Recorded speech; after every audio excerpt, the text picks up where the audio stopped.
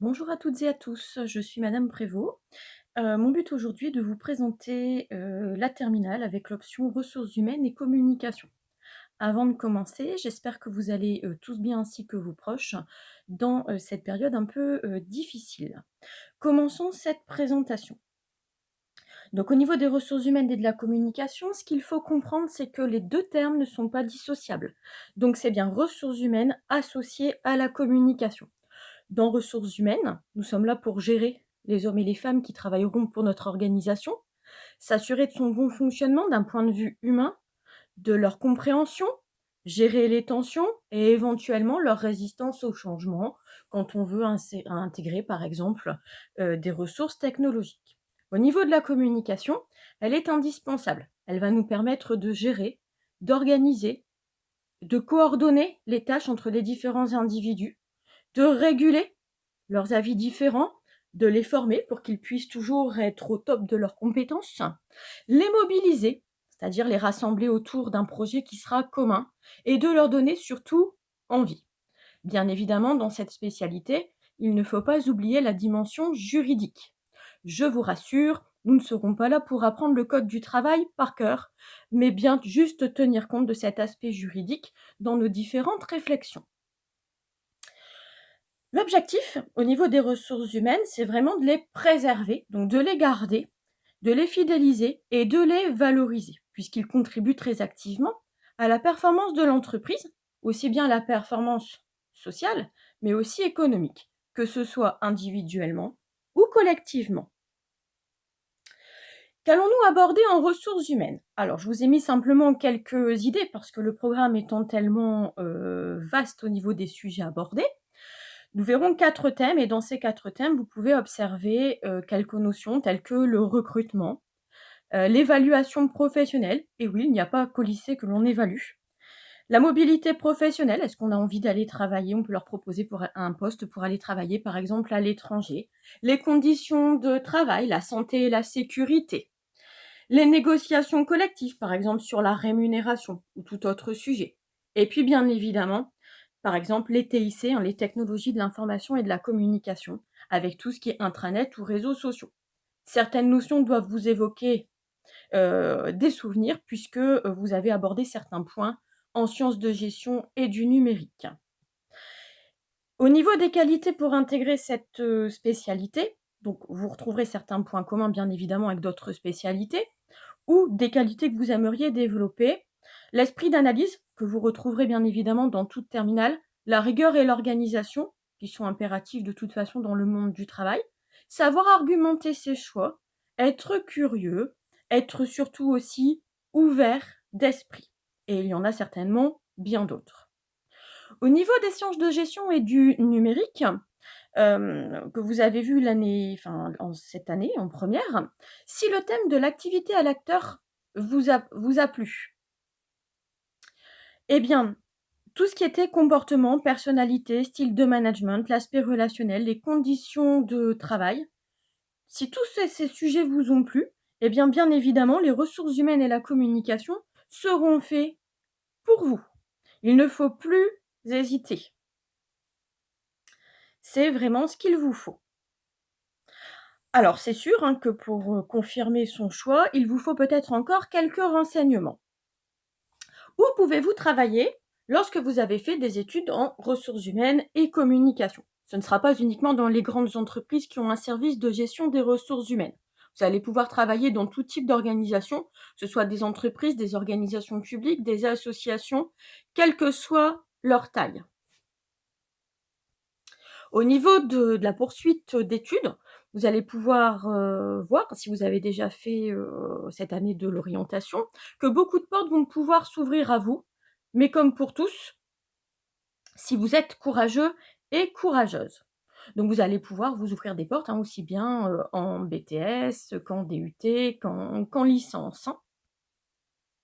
Au niveau des professions, là aussi, il y a beaucoup d'idées. Donc je vous en ai mis quelques-unes. Bien évidemment, le site de l'ONICEP reste disponible pour vous effectuer quelques petites recherches complémentaires avec des petites vidéos qui présentent les métiers ou les poursuites d'études qui sont bien faites.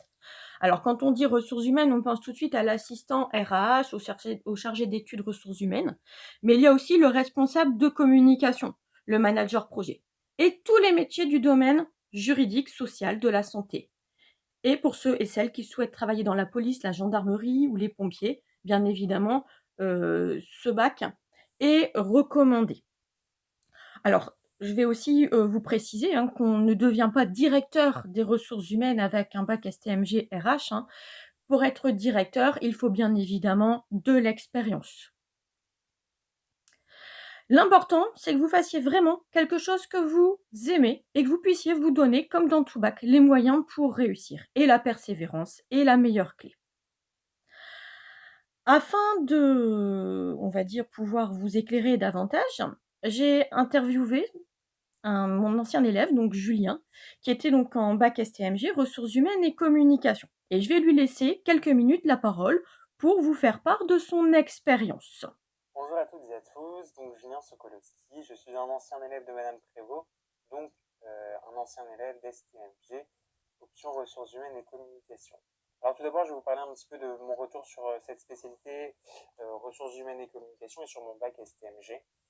Donc j'ai choisi cette spécialité tout d'abord puisque le programme, donc ce qu'on avait vu en première, plus sur le thème de l'individu, m'a plu et je souhaitais en découvrir davantage. Dans cette spécialité, on voit vraiment beaucoup de choses, que ce soit en termes de ressources humaines, mais aussi en termes de communication. Les ressources humaines sont présentes dans toutes les organisations, que ce soit les entreprises, les associations ou autres. Et la communication, c'est pareil. On a besoin de communiquer, que ce soit avec ses salariés ou avec les clients, par exemple. Donc cette option, elle voit vraiment plein de choses. On découvre beaucoup de choses et c'est vraiment intéressant. Cette option, elle va vous permettre de découvrir le métier des ressources humaines et de la communication. Donc, vous allez voir un petit peu tout, de la paie, du recrutement, de la communication sur les réseaux sociaux ou autre. Voilà. Ensuite, ce qui m'a vraiment plu dans cette option, c'est l'accompagnement que vous avez. On arrive tous avec les mêmes bases, et puis l'accompagnement du prof, ça aide beaucoup.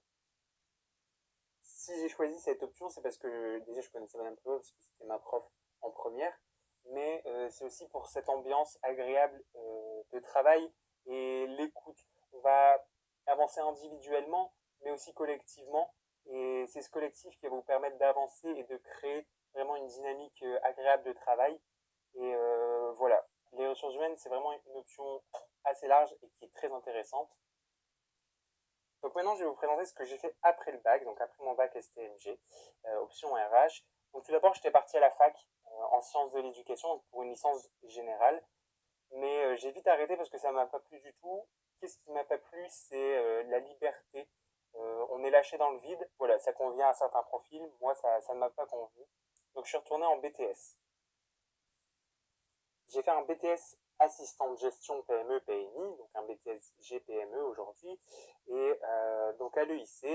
Donc il y avait toujours cette notion de ressources humaines en deuxième année qui était assez importante, mais c'était un BTS qui était assez large et on voyait tous les domaines qui sont possibles dans une entreprise. Donc la gestion avec le client, la comptabilité, la communication, le droit, le management, vraiment c'était super intéressant. Il y avait toujours cet encadrement qu'on avait en terminale et en première, donc et aussi cette alliance de pratique et de théorie. On voit vraiment comment ça s'applique au quotidien en entreprise, en association ou autre. Donc voilà, c'était vraiment intéressant ce BTS. Et donc après mon BTS, j'ai fait une licence en ressources humaines en alternance. Donc j'étais au sein d'un service recrutement. Donc voilà, j'ai validé ma licence. Et ensuite, j'ai fait un master ressources humaines, donc en alternance également, au sein du service du personnel de l'EIC. Voilà. Donc, à savoir qu'après un bac STMG, on peut aller très loin si on le souhaite, comme on peut s'arrêter en BTS, ou aller en licence, ou aller en master. Voilà. Devant vous, vous avez la vie, vous avez plein de possibilités, plein de choses différentes.